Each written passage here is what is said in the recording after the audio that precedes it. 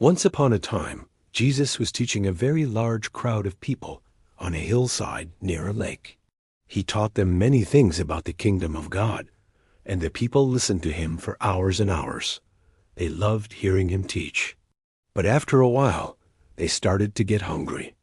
And that's when Jesus told his disciples, "Hey, it's time to feed these people." The disciples replied, "We don't have any food except a few loaves of bread and some fish. How are we supposed to feed all of these people?"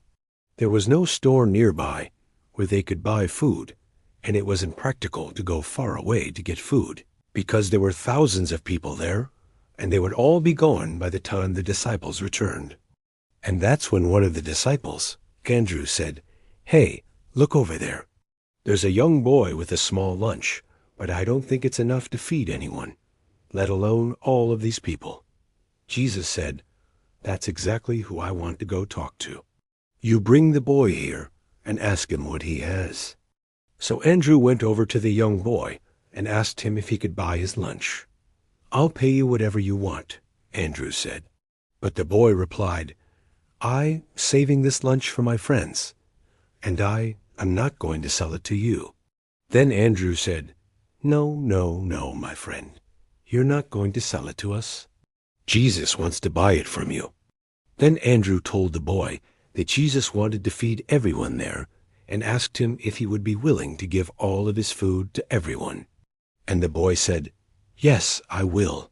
So Andrew brought the boy to Jesus, and then the boy gave all of his food to Jesus. And Jesus looked at the food and gave thanks to God for it. He then took the 5 loaves of bread and 2 fish, and broke the bread and gave it to the disciples and said, "Give everyone as much as they want."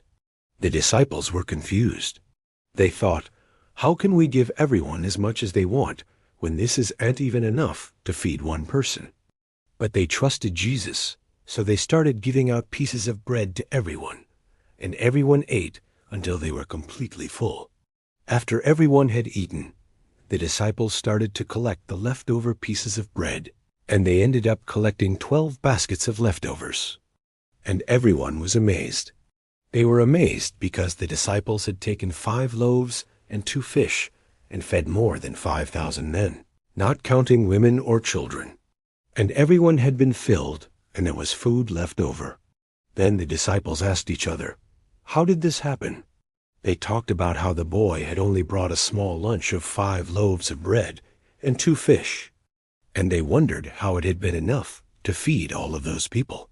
And they realized that it wasn't the food that was amazing.